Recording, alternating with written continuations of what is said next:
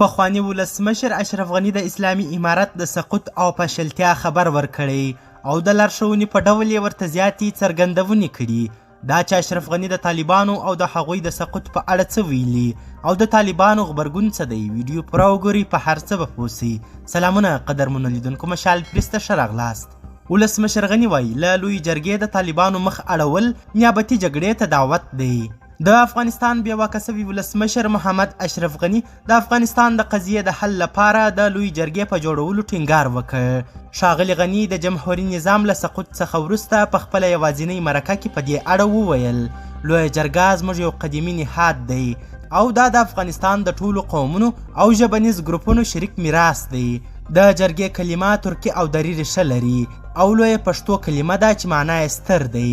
دغه نهاد په وروستیو کې ډیر دیموکراتیک سوی ځکه چې د غړو انتخاب د همهغو خلکو لخوا په رایو کیږي د چا استازیتوب چې دوی کوي. زه د دوه وروستیو لوی جرګو د جوړولو ویاړ لرم چې د 22 اقشارو استازو پکې برخه اخیستې وه او ښځو او ځوانانو پکې د ملاحظې وړ حضور درلود. لویه جرګه معمولا په دغسې حالاتو کې دایریږي. 50 کمیټې به پکې وي او یادې کمیټې به په مشخصو موضوعاتو بحث کوي او نظر به ورکوي. ښاغلي غني زیاتوي لویه جرګه په مشورتي بڼه ترسره کیږي او د ټول ولس استازیتوب پکې وي. همدا نهاد په 2002 میلادي کال کې انتقالي حکومت ایجاد کړ او په 2004 میلادي کال کې اساسي قانون تصویب کړ.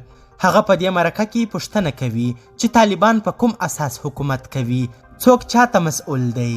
د هغه په وینا افغانان باید یوې هوکړې ته ورسیږي ځکه که چیرته یو قوم یا ژبنیز ګروپ یا کومه سیمه له همدې پروسې نفي سي دا خپله یوې نیابتي جګړې ته دعوت دی. ولسمشر غني وایي طالبان باید په دې خبره پوه سي چې د کمونیستانو او مجاهدینو د تیروتنو تکرار به دوی هم په ارامه پرې نږدي. دوی په همهغه لار روان دي. څوک محرومول، په زور او وژنو اتکا کول هیڅ نتیجه نه ورکوي. د ولسمشر غني په باور افغانان خدمات غواړي، فرصتونه غواړي او همدا د دې پروسې مهمې برخې دي. یو واقعي تفاهم لپاره بحث ته اړتیا شته.